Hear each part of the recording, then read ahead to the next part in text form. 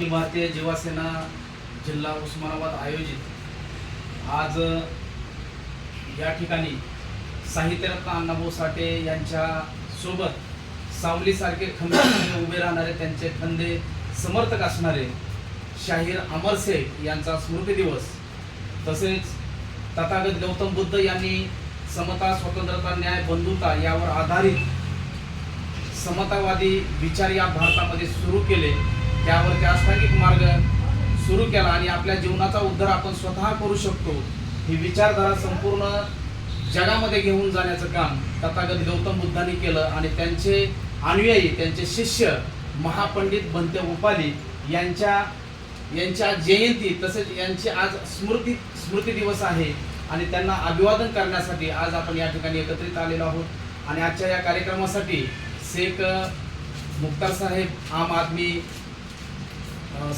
संपर्क प्रमुख, शहर संपर्क प्रमुख, तसेच संतोष राठोड सर, शेतकरी कामगार संघटना, तसेच सचिन भैया मोरे, मराठवाडा संघटक, अखिल भारतीय जीवासेना, शरीफ शेख, अखिल भारतीय जीवासेना भावी पदाधिकारी,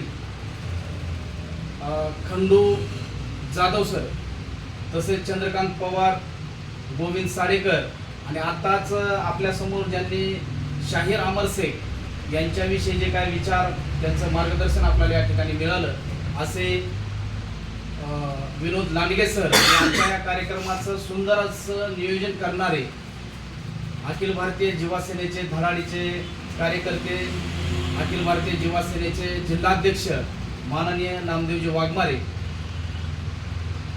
एक काळ होता की ज्या काळामध्ये चातुर्वर्ण्य व्यवस्था होती, अमानवीय कृत्य या भारतामध्ये होत होते आणि चातुर्वर्ण्य व्यवस्थेच्या, जाती व्यवस्थेच्या विरोधामध्ये तथागत गौतम बुद्धांनी अक्षरशः 40 वर्ष अनवाणी पायानं फिरून या ठिकाणी क्रांती करण्याचं काम केलं आणि या भारतामध्ये क्रांती करून समता, स्वतंत्रता, न्याय आणि बंधुता यावर आधारित समाजाची, देशाची निर्मिती कशा पद्धतीनं होता येईल यासाठी तथागत गौतम बुद्धांनी कार्य केलेलं आहे। आणि ज्यावेळेस तथागत गौतम बुद्धांना ज्ञानप्राप्ती झाल्यानंतर सुरुवातीला तथागत गौतम बुद्धांचे फक्त 5 अनुयायी होते आणि 5 अनुयायांनी तथागत गौतम बुद्धांचे सर्वात पहिल्यांदा त्यांचे विचार ऐकले आणि तथागत गौतम बुद्धांनी सर्वात पहिल्यांदा त्या 5 अनुयायांना विचार देण्याचं काम केलं आणि ज्ञानप्राप्ती झाल्यानंतर तथागत गौतम बुद्ध कपिलवस्तू या आपल्या जे काय राहतं गाव होतं, त्यांचं राहतं नगर होतं, त्या राहत्या नगराकडे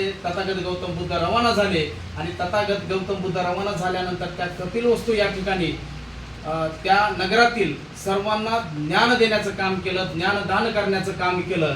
परंतु विषय असा आहे की आपल्याच गावात असणारा एखादा मनुष्य असेल किंवा आपल्या शहरात राहणारा एखादा तरुण असेल, युवक असेल, एखादा नागरिक असेल, त्या नागरिकाने जर एखादी क्रांती केली तर त्याला त्याच्या गावामध्ये, त्याच्या शहरामध्ये एवढी पार त्याला किंमत मिळत नाही। अगदी त्याच पद्धतीने तथागत गौतम बुद्ध ज्यावेळेस कपिलवस्तू या ठिकाणी आले आणि कपिलवस्तू या ठिकाणी आल्यानंतर सर्व नगरामध्ये तथागत गौतम बुद्धांचं अक्षरशः स्वागत करत होते। तथागत गौतम बुद्धांचे विचार ऐकण्यासाठी लोकांचे कान तरसलेले असायचे, तथागत गौतम बुद्धांना बघण्यासाठी लोकांचे नेत्र अक्षरशः वाट बघत असायचे। आणि अशा अवस्थेमध्ये कपिलवस्तू या ठिकाणी तथागत गौतम बुद्ध यांना मनावी तसा मान सन्मान त्यांना त्या ठिकाणी मिळाला नाही आणि तथागत गौतम बुद्ध कपिलवस्तू सोडून दुसरीकडे ज्यावेळेस रवाना झाले, विहार करण्यासाठी निघाले आणि त्यावेळेस तथागत गौतम बुद्ध गेल्यानंतर त्या कपिलवस्तू नगरातील जे काय राहणारे लोक होते, नागरिक होते, त्यांना अक्षरशः पश्चाताप झाला। वयोवृद्ध असणाऱ्या माणसांना पश्चाताप झाला की संपूर्ण जगामध्ये तथागत गौतम बुद्धांची जी काही विचारधारा आहे ती विचारधारा सगळीकडे घेऊन जाण्याचं काम तथागत गौतम बुद्ध करतात। सर्वत्र त्यांना मान सन्मान, किंमत देण्याचं काम सर्व नागरिक करतात। परंतु आपल्याच नगरातील असणारा हा राजपुत्र, ह्या राजपुत्राला आपण कुठल्याही पद्धतीचा मान सन्मान केलेला नाही, ही आपल्या हातून खूप मोठी चूक झालेली आहे, असा पश्चाताप त्या नगरामधील असणाऱ्या सर्व वयोवृद्धांना, त्या राजपुत्रांना, सर्व लोकांना, स्त्रियांना त्याचा पश्चाताप होऊ लागला। आणि हा पश्चाताप झाल्यानंतर, त्यांचं मनपरिवर्तन झाल्यानंतर त्या कपिलवस्तू नगरातील जे काही राजपुत्र होते त्यामध्ये देवदत्त असेल, आनंद असेल, आणि एवढंच नाही तर तथागत गौतम बुद्ध यांचा पुत्र राहुल हे जे काय राजपुत्र होते, ह्या राजपुत्रांनी ठरवलं की आपणाला तथागत गौतम बुद्धाचा जो काय मार्ग आहे तो मार्ग स्वीकारायचा आहे, त्यांचे विचार स्वीकारायचे आहेत आणि ते मानवतावादी कार्य त्यांनी जे हातामध्ये घेतलेलं आहे ते कार्य आपल्याला करायचं आणि त्यांच्या कार्यामध्ये आपल्याला सहभागी व्हायचंय. आणि हे राजपुत्र त्यांच्या अंगावरती भरजरीत वस्त्र होते, सोने नाणे होते, त्यांचा घोडा होता, एकदम रूपवान असा तो घोडा. आणि हे सर्व घेऊन लवाजमा घेऊन ते सर्वजण राजपुत्र तथागत गौतम बुद्ध ज्या ठिकाणी असतील त्या ठिकाणी रवाना होण्यासाठी निघाले. आणि त्यांच्या सोबत आजपर्यंत ज्याने त्यांची सेवा केलेली होती असा नाभिक समाजामध्ये जन्मलेले आज आपण त्यांना अभिवादन करण्यासाठी या ठिकाणी एकत्रित आलेलो आहोत असे बनते उपाली हे त्या राजपुत्रांच्या सोबत होते. आणि मार्गक्रमण चालू होतं, सर्वजण जात होते, त्यांच्यासोबत घोडा होता, दागदागिने होते, सर्व लवाजमा त्यांच्या सोबत असताना ते तथागत गौतम बुद्ध यांनी स्वीकारलेल्या मार्गावरती चालण्यासाठी ते निघाले. आणि निघत असताना अर्ध्या रस्त्यावरती आले, नगर सोडून भरपूर दूरवर आले. आणि दूरवर आल्यानंतर त्या राजपुत्रांनी महापंडित उपाली यांना सांगितलं की आम्ही तथागत गौतम बुद्धाकडे चाललेलो आहोत आणि आम्हाला त्यांच्या कार्यामध्ये सहभागी व्हायचं आहे. तर हे आमच्या अंगावरचे जे काही राजवस्त्र आहेत, राजवस्त्र दागदागिनं यांचा आम्ही गाठोडं या ठिकाणी बांधलेलं आहे. त्यांनी त्यांचं गाठोडं बांधलं एका कपड्यामध्ये आणि गाठोडं बांधलेलं ते महापंडित उपाली यांच्या हातामध्ये दिलं. आणि उपालीच्या हातामध्ये देऊन त्यांनी त्यांना सांगितलं की तू नगराकडे परत जा. आणि नगराकडे परत जात असताना हा जो काय आम्ही तुला दागदागिने दिलेले आहेत ही सर्व संपत्ती ही तुझीच आहे असं सांगून एक घोडा आणि ते दागदागिन्याचं गटुडं महापंडित उपालीच्या हातामध्ये दिलं. आणि उपालीच्या हातामध्ये दिलं असताना राजपुत्र त्या उपालीला त्याच ठिकाणी सोडून निघून गेले. आणि निघून गेल्यानंतर उपालीच्या मनामध्ये थैमान, विचाराचं खूप मोठं थैमान उपालीच्या मनामध्ये निर्माण झालं की हे आता राजवस्त्र आणि त्यांचं दागदागिने आणि हा घोडा हे जर सर्व घेऊन मी जर नगराकडे गेलो तर त्या नगराकडे असणारे जे काही शाक्य लोक आहेत, शाक्य लोक म्हणजे एकदम भयानक आहेत, शाक्य लोक म्हणजे एकदम शूर आहेत. आणि हे शाक्य कधी मला मारून टाकतील हे मला सुद्धा कळणार नाही. कारण त्यांना असा संशय निर्माण होईल त्या शाक्यांना की जे राजपुत्र आहेत त्या राजपुत्रांना मारून टाकून तू त्यांचे दागदागिने आणि राजवस्त्र तू त्यांचे हस्तगत केलेलं आहे असं त्या शाक्यांना वाटल. अशा विचाराचं थैमान उपालीच्या मनामध्ये होऊ लागलं. आणि उपालीला वाटायला लागलं की आता नगराकडे आपण जायचंच नाही, आपण जर गेलो तर आपण जीवाला मुकलो. आणि दुसरा विचार महापंडित उपाली यांच्या मनामध्ये निर्माण झाला की हे राजपुत्र आहेत, त्यांच्या अंगावरती एवढे सोनं नाणं आहे, सुंदर असा घोडा आहे, राजवस्त्र आहेत, त्यांचं गाठोडं त्यांनी बांधलं, सर्व राज्य त्यांनी सोडलं, नगर त्यांनी सोडलं आणि राजपुत्र असणारा जो काही त्यांचा मान सन्मान होता तो सुद्धा त्यांनी सोडला. आणि एवढं सोडून ते तथागत गौतम बुद्धाकडे चाललेले आहेत. नक्कीच ह्या संपत्तीपेक्षा दुसरी ह्याच्यापेक्षा मोठी संपत्ती मिळवण्यासाठी हे राजपुत्र जात आहेत हे विचार उपाली करू लागला. आणि उपालीला सुद्धा वाटायला लागलं की ह्या सर्व गोष्टींचा त्यांनी त्याग केलेला आहे. कदाचित महापंडित उपाली यांनी जर ती संपत्ती स्वीकारली असते, दागदागिने जर स्वीकारले असते तर ते नगर सोडून, कपिलवस्तू जे काय नगर आहे ते कपिलवस्तू नगर सोडून कदाचित दुसऱ्या नगरामध्ये जर उपाली गेले असते तर त्या ठिकाणी ऐशाराम जीवन उपालीनं जगले असते, उपभोग सर्व गोष्टीचा त्यांनी केला असता. परंतु उपालींच्या मनामध्ये दुसऱ्या विचारांचा थैमान निर्माण झाला की या संपत्तीपेक्षा दुसरी अशी कुठली संपत्ती महत्वाची आहे की ही सर्व संपत्ती सोडून ते सर्व राजपुत्र तथागत गौतम बुद्धाकडे गेलेले आहेत. आणि म्हणून उपालीनं बी ठरवलं की आपण सुद्धा तथागत गौतम बुद्धाकडे जायचं आणि ह्या संपत्तीपेक्षा जी कुठली मोठी संपत्ती आहे नक्कीच ती संपत्ती आपण घेण्याचा प्रयत्न करू असा संकल्प, दृढ संकल्प उपालीनं केला. आणि एक झाड होतं, त्या झाडाला ते गाठोडं बांधलं, त्या झाडाला घोडा बांधला.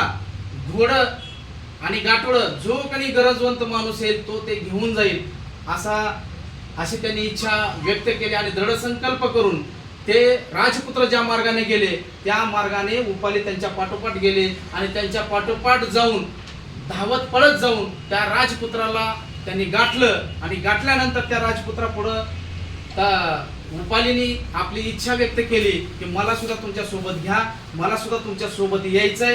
कपिल वस्तू या नगराकडे जर मी गेलो तर माझं काही खरं नाही, माझ्या जीवाचं काय खरं नाही असं मला वाटतंय. आणि नक्कीच तुम्ही सर्व संपत्ती सोडून तुम्ही बुद्धांकडे चाललात, नक्कीच खूप मोठी संपत्ती कमवण्याच्या तुम्ही पाठीमागे लागलेला आहात आणि मला सुद्धा तुमच्या सोबत यायचंय असा अट्टहास रुपालीने केला. आणि ते राजपुत्रासोबत गौतम बुद्धकडे ज्या ठिकाणी होते त्या ठिकाणी गेले. आणि गेल्यानंतर गौतम बुद्धांच्या समोर सर्व राजपुत्र आले. राजपुत्र आल्यानंतर गौतम बुद्धांना आपल्या कपिलवस्तू नगरीमधील जे हे राजपुत्र आलेले आहेत, राजपुत्र आल्याचं बघून तथागत गौतम बुद्धांना आनंद झाला, समाधान झालं. आणि त्या ठिकाणी त्यांचा वार्तालाप झाला. आणि वार्तालाप झाल्यानंतर त्यांनी दीक्षा घेण्याचं ठरवलं की आम्हाला तुमचं अन्वय व्हायचंय, आम्हाला दीक्षा घ्यायची आहे. आणि दीक्षा घेत असताना त्या राजपुत्र स्वतः म्हटले की आमच्या अगोदर उपालीला तुम्ही दीक्षा द्या, कारण उपाली हा वडिलोपार्जित त्याचा नाभिकाचा व्यवसाय आहे. आणि नाभिकाचा व्यवसाय असताना तो आमची सेवा, राजपुत्राची सेवा करण्यामध्ये यांच्या पिढ्यानपिढ्या गेलेल्या आहेत. आपण जर उपालीला अगोदर दीक्षा दिली तर उपाली आमच्यापेक्षा सिनियर होईल. आणि आमच्यापेक्षा सिनियर जर उपाली होत असेल तर आम्ही त्यांच्यापेक्षा ज्युनियर राहू. आणि सिनियर उपालीला आम्ही वंदन करू, त्यांच्यापुढे नतमस्तक होऊ, त्यांचे आदेश सुद्धा पाळण्याचं आम्ही काम करू. आणि उपालीला अगोदर दीक्षा देण्याचं ठरलं. आणि उपालीला अगोदर दीक्षा ह्यांच्या राजपुत्रांच्या अगोदर उपालीला दीक्षा देण्यात आली. आणि उपालीला दीक्षा दिल्यानंतर उपालीनी त्याच वेळेस ठरवलं की हा मनुष्य देह आहे, मनुष्य जन्म एकदाच आहे. आणि या मनुष्य जन्मामध्ये मला माझ्या जीवनामध्ये काहीतरी करण्याची एक संधी मिळालेली आहे आणि त्या संधीचं मला सोनं करायचंय. आणि तथागत गौतम बुद्ध यांनी जो काय मानवतेचं कार्य हाती घेतलेलं होतं त्या कार्यामध्ये त्यांच्या खांद्याला खांदा लावून चालण्याचा दृढ संकल्प महापंडित उपाली यांनी केला. आणि महापंडित उपाली थोडे दिवस जात होते.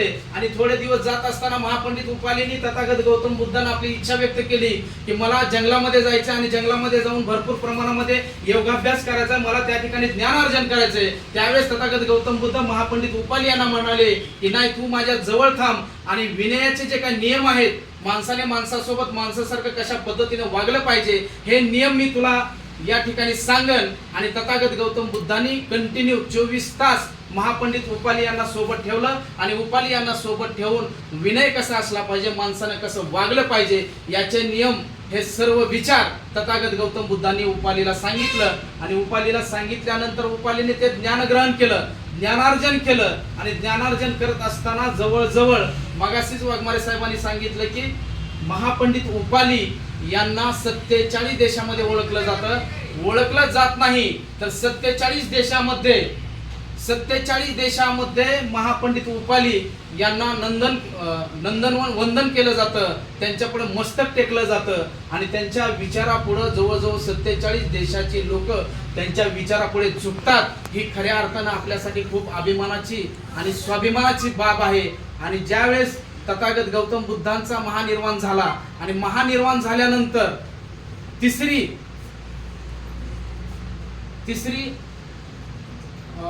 धम्म परिषद होती. त्या धम्म परिषदेमध्ये महापंडित उपाली यांना अध्यक्षपद देण्यात आलं की जे अध्यक्षपद तथागत गौतम बुद्धाकडे होतं. आणि ते अध्यक्षपद महापंडित उपाली यांना देण्यात आलं. आणि अध्यक्षपदावरती असताना जे प्रश्न महापंडित उपाली यांना विचारण्यात आले आणि त्यांची उत्तरं महापंडित उपाली यांनी दिली.